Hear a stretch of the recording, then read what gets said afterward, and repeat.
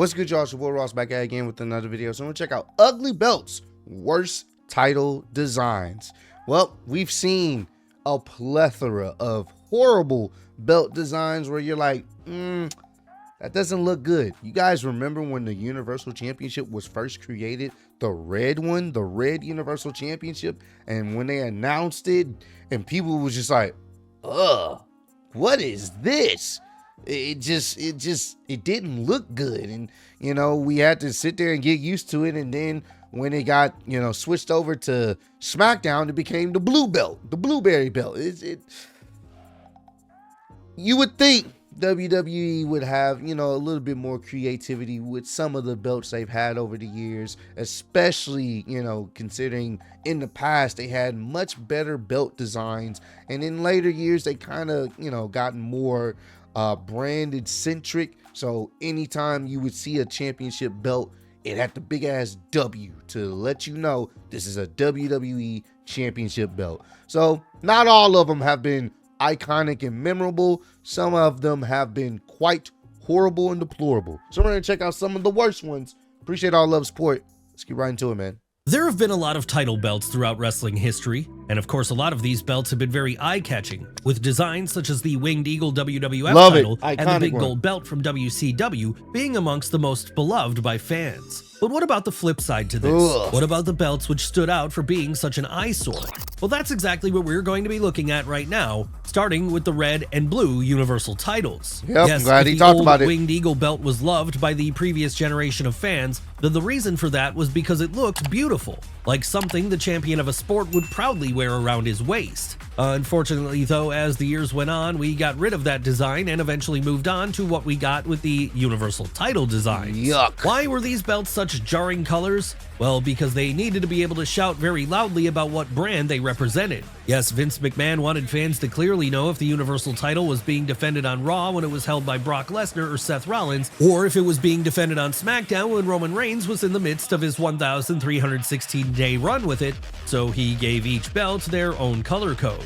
So it should come as no surprise that both of these belt designs were largely reviled by many fans, for sure. with the red one being the subject of particular vitriol when it was first unveiled during a match between Seth Rollins and Finn Balor at SummerSlam 2016. Fortunately though, in the years since then, the Universal title has been formally merged with the WWE title after Cody Rhodes won it at WrestleMania 40, meaning we don't have to worry about seeing its crazy color schemes on our screens anytime in the near future in either of its incarnations.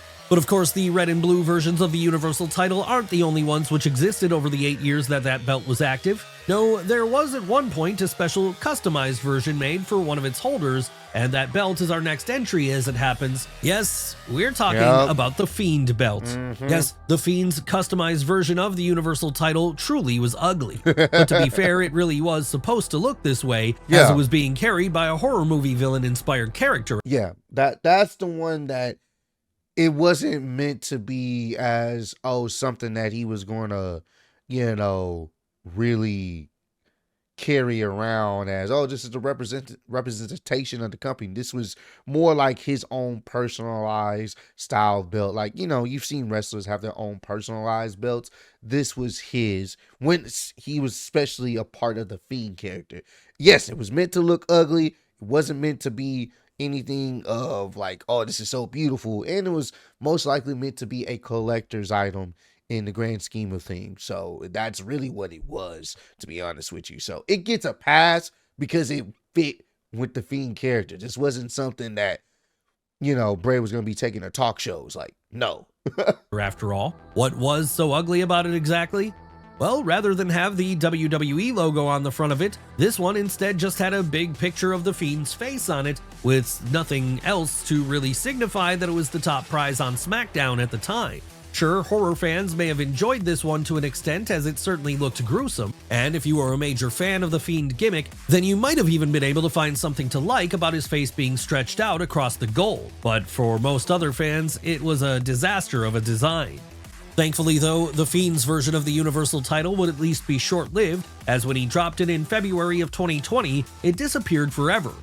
But the same cannot be said. Hey man, come on bro.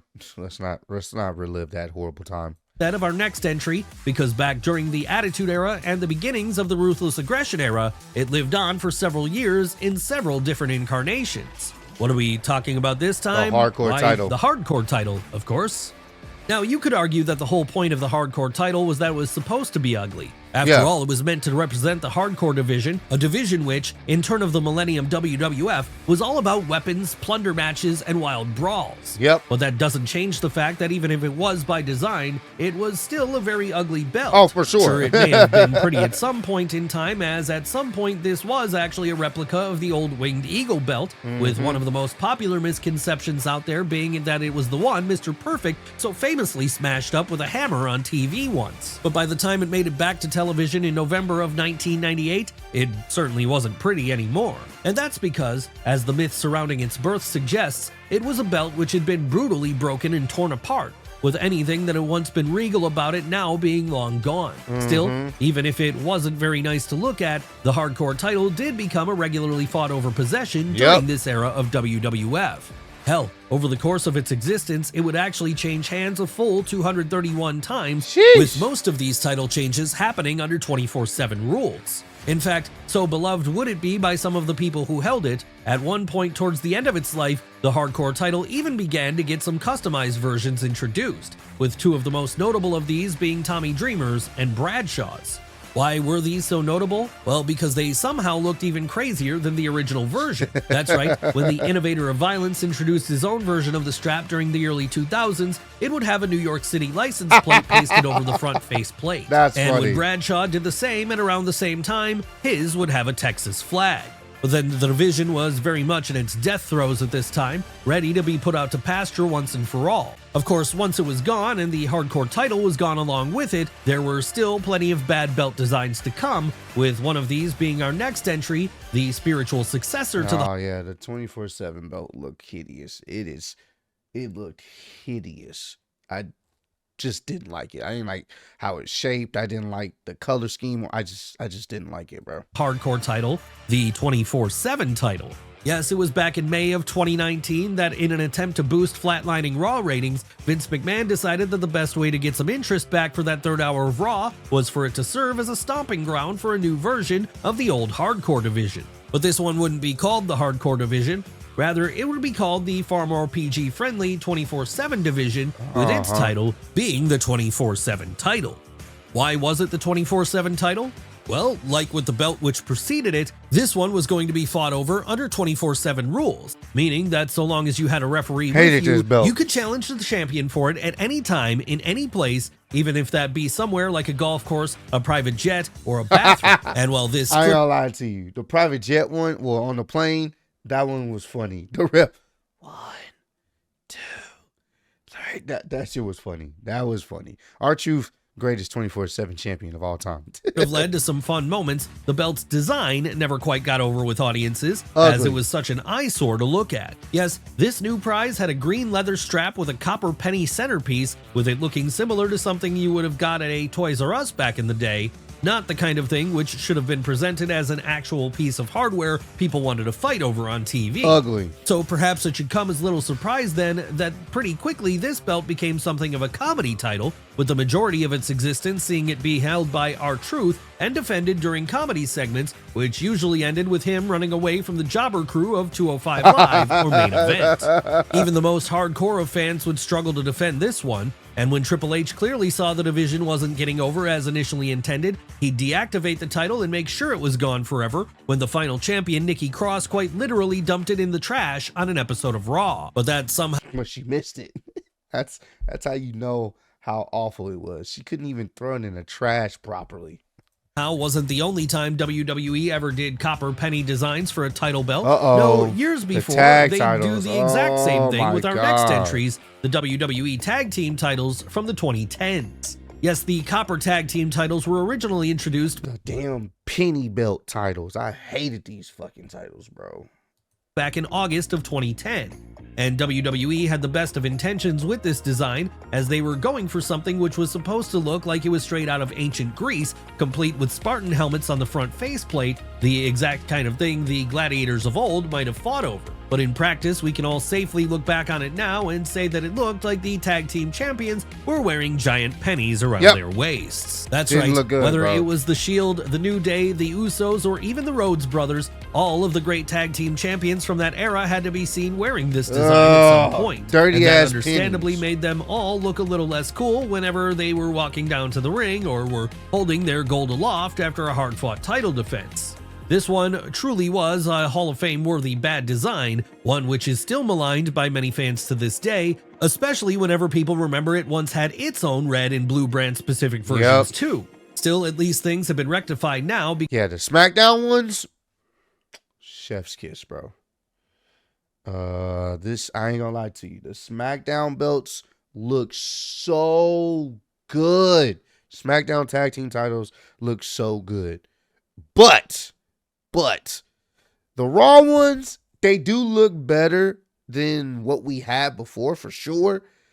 They definitely look like they're perfectly round, you know, gives a pizza type shape, but they do look better. I will say that they do look better than what we had before, but the SmackDown tag team titles, perfect. Love them. Because as of 2024, a redesign has seen things look a lot better for the titles, with the World Tag Team Championships still having that circular design as before, but now in a far more beautiful way.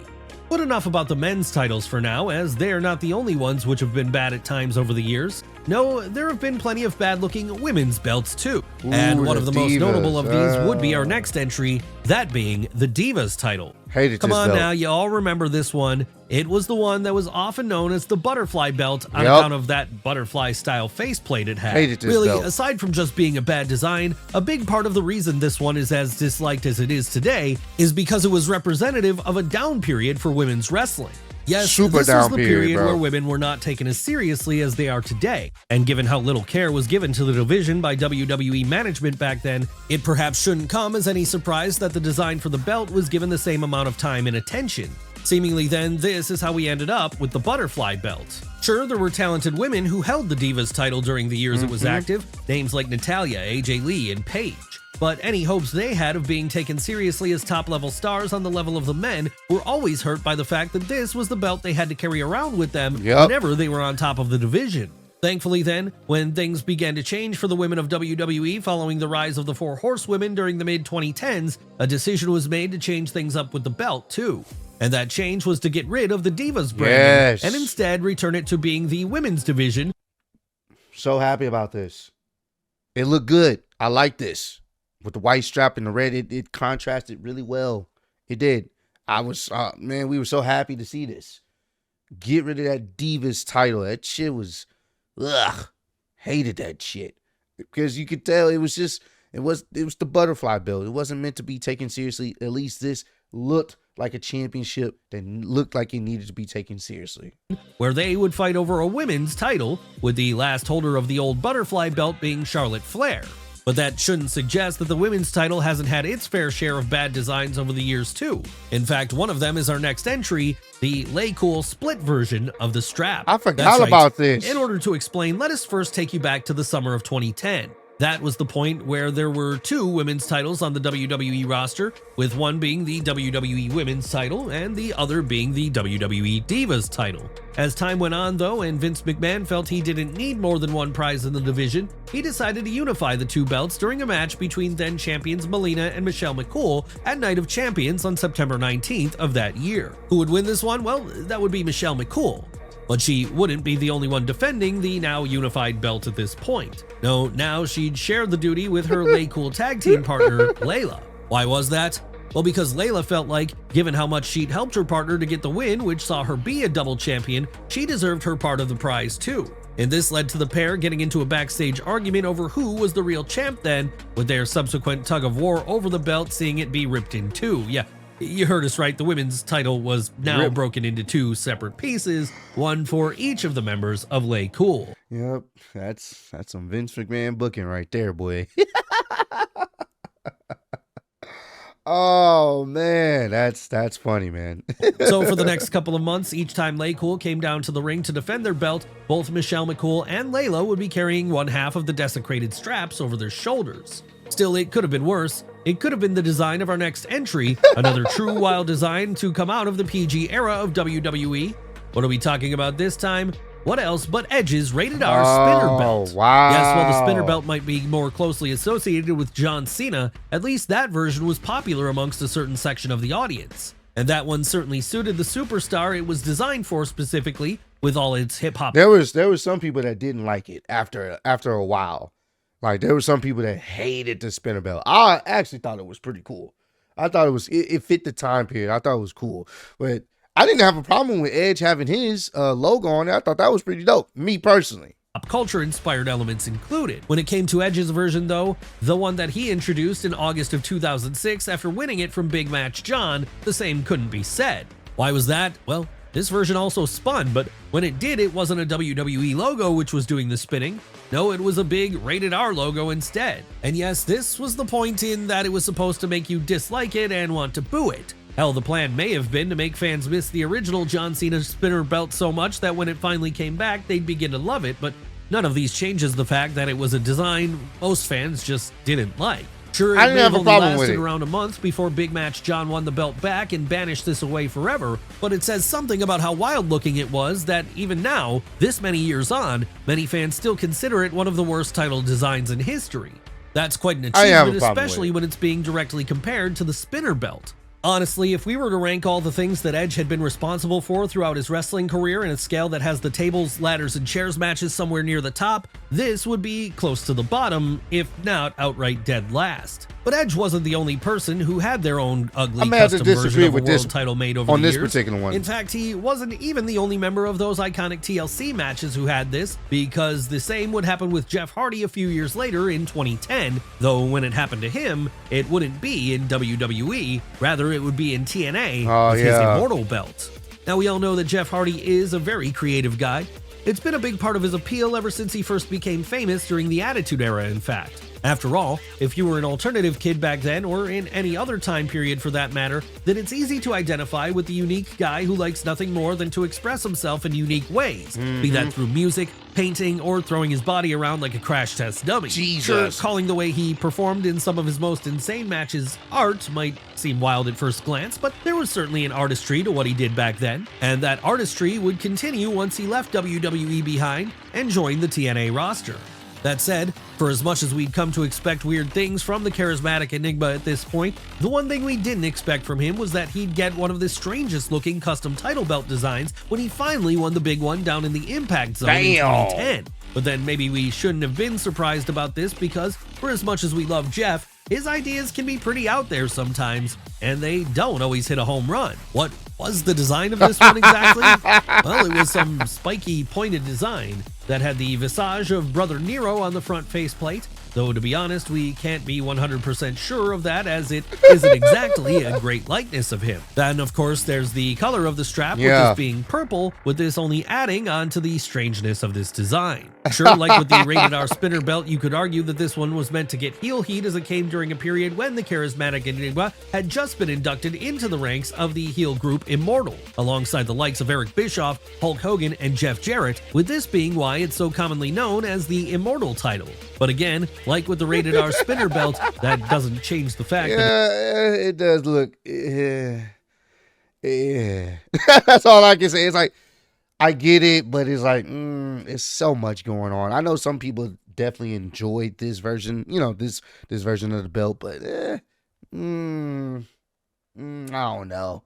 I'd probably skip on it if I had an opportunity to get. I probably would skip on it. It's still an eyesore of a design. Love Jeff though, and it's not as if TNA didn't have the ability to make a better design at the time. No, back in 2010, the wealthy Carter family owned the promotion, so there really is no excuse in that respect. One promotion we can somewhat excuse for making a cheap-looking title, however, is our next subject, as it's in Extreme Championship Wrestling, everyone's favorite low-budget underdog that we find another bad belt design, that of the original FTW title. Now, modern wrestling fans will probably be more aware of the FTW title today as being an unsanctioned belt, which was, up until recently, fought over in AEW, with the man who held it the most probably being Hook. But years before it ever got a second life down in Jacksonville, the FTW title was first created by Hook's father, current AEW commentator, Taz. Why had Taz created a belt for himself? Well, after growing frustrated that he'd been unable to challenge Shane Douglas for the ECW World title following Douglas's injury, the Human Suplex Machine decided that if he couldn't win the official belt, then he'd just make an unofficial one for himself. And that's what led to him creating the FTW title. The only problem with the FTW title, though, was that, apart from never being officially sanctioned by ECW, it was ugly to look at. And that was because it was about as cheap looking as they came, with it basically seeming to be some kind of replica version of the Winged Eagle belt, complete with a bright orange strap.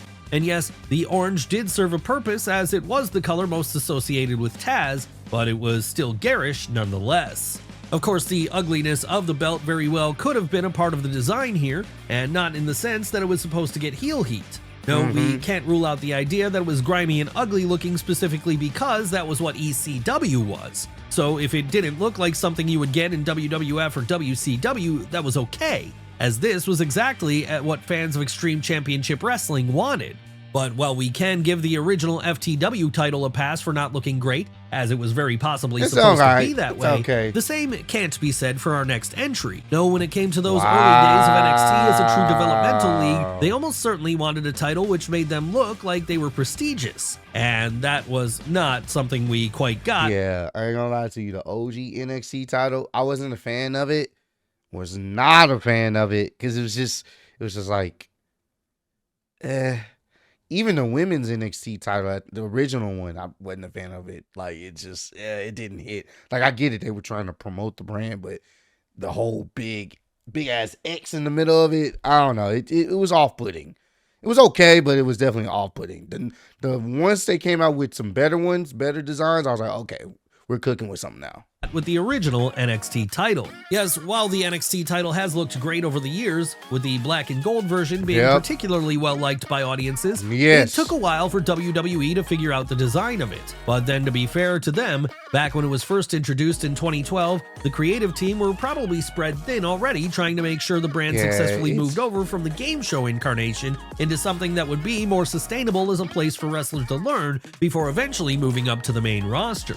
And that was how, rather than get one of the better versions that we're all familiar with today, when Seth Rollins became the inaugural NXT World Champion on July 26th of that year, he'd be given something which, to put it nicely, wasn't exactly pretty to look at. Well, it did have the NXT logo right there front and center, as later versions would, the rest of the design left a lot to be desired. And as if that weren't bad enough, there was also the fact that rather than have some cool side plates placed along the strap to make up for the center of the title, all we got here were a bunch of square WWE logos, with there being no nameplate at all to celebrate whoever was holding the title at the time. Thankfully, though, when it comes to the top prize in NXT, it would get far better designs as the years went on and the brand started to take off in popularity. And for this reason, we can safely say today that it's been redeemed.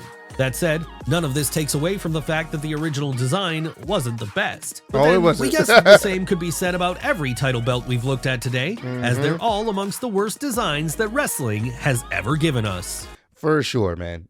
Some of this on this list, I would have to disagree. I didn't have a problem with the Edge version of the spinner belt. I thought it was actually pretty cool for the time period. But there are some on here that definitely deserve to be on here, because it definitely did not look good. Hey, y'all remember when AEW first started the AEW Women's Championship? How that looked? Did not look good. It was so small. Like, it looked like a damn toy, you know? So, you know, it happens. It don't happen just in WWE. It happens in other companies where their titles may not look good, but once they get some type of revamp, it gets better. So comment down below, let me know your worst, the worst title you've ever seen, title design you've ever seen in any wrestling company. But I appreciate all love, support. Road to 150K. Appreciate y'all kicking with me. See y'all next one. Peace.